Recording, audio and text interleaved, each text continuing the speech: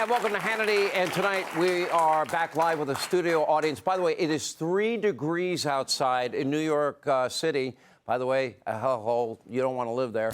And all these people came out. Thank you for coming out in the cold weather. I know it was rough for you. And as always, by the way, the audience will get the last word tonight. We have a lot of news to get to today. We begin with a 60,000-foot-in-the-sky balloon that's flying over the continental U.S. somewhere where at this moment we're not exactly sure. It is a massive Chinese spy balloon the size of, say, 3 school buses. It has been hovering over our country for days. And why hasn't our government told we, the people, about this? They are the self-proclaimed most transparent administration in history. Now, China says it's a weather balloon. I don't believe them. Anyone here believe them? No. You can say it louder. No. No. All right. They're saying it accidentally is flying over America's critical military infrastructure. Now, it's happening in multiple states. A lying communist spokesperson named Mao told us to calm down. Quote, any deliberate speculation or hyping up will not help. The Chinese side is gathering the facts and hopes all sides will handle this matter in a cool-headed manner. How about we don't need lectures from the communist Chinese? And yeah, no doubt they're gathering facts about our military bases, our nuclear facilities, and God knows what else. Now, I have an idea. How about China gets their asses out of our airspace, and if we don't, we'll blow them out of our airspace. Right?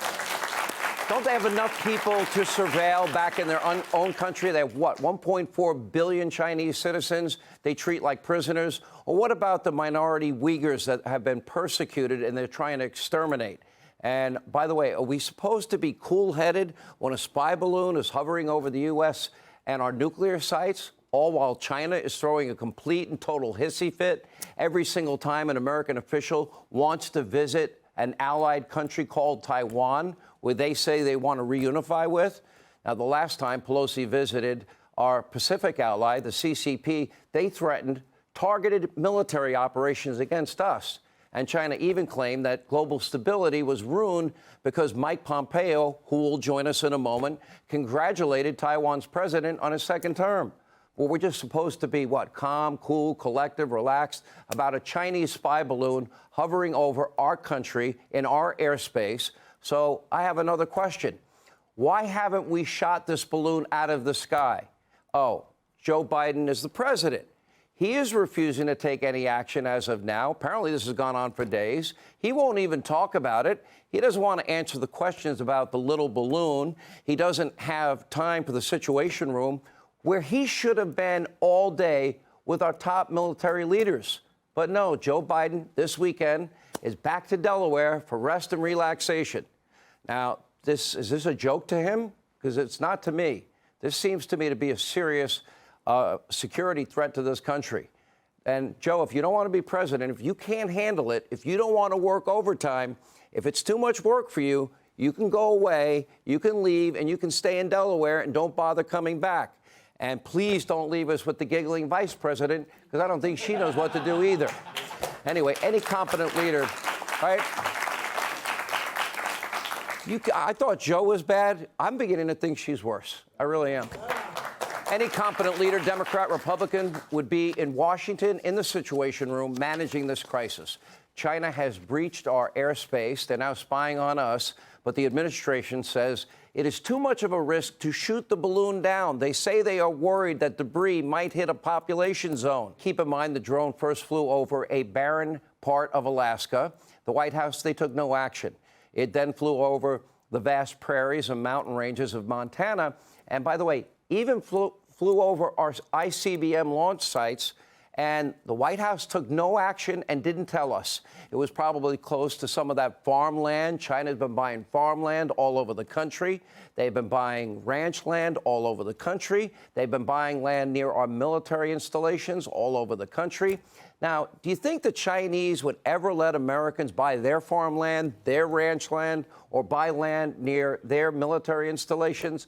I would say the odds are zero. And Biden wants to sell what? More of our strategic petroleum reserves to the Chinese after he depleted it down to a 40 to 50-year low? then stop wasting our money. He's simply not fit to be president, and we have to ask the question, did his high-dollar family business dealings with China compromise his ability to do the right thing in this moment of crisis? And right now, by the way, we don't exactly know where the balloon is flying. That's not good news either. According to a Pentagon spokesperson, if the American people want to know the location of the China spy balloon, you only need to look up in the sky. They said that. Take a look. As I mentioned, right now, it's over the center of the continental United States. That's about as specific as I'm going to get. But I understand it might be inconvenient, but does the public not have a right to know if a balloon the public is over their certainly state? has the ability to look up in the sky and see where the balloon is. Hold on. Let me look up in the sky. I don't see the balloon. Maybe it's not in New York yet. Look, I'm glad we still have the ability to look up in the sky, which is a privilege. But is it just me, or does the Biden administration seem to have more contempt for we, the American people, than our number one geopolitical foe? Now, as we speak, Vladimir Putin, our number two geopolitical foe, he is planning to launch a hypersonic missile capable of hitting the United States during a war. This is during war games, a drill that he's doing with China, simulating an attack on the east coast of the U.S. But Joe Biden is still refusing to supply Ukraine or allow Europe to supply Ukraine with the fighter jets that they need to win the war against Russia. So make no mistake, there's something deeply wrong with the president that is quick to call Republicans a threat to the country, but will not stand up to Russia or even take action against a Chinese reconnaissance spy balloon flying over U.S. military bases. In contrast, today, former President Donald Trump, he released this video on what is a real clear present danger, and that is the growing threat from the communist Chinese. Take a look. As president, I took the most dramatic action of any administration to curtail China's ability to conduct espionage in the United States. And when I'm back in the White House, those efforts will be expanded in a very, very big way.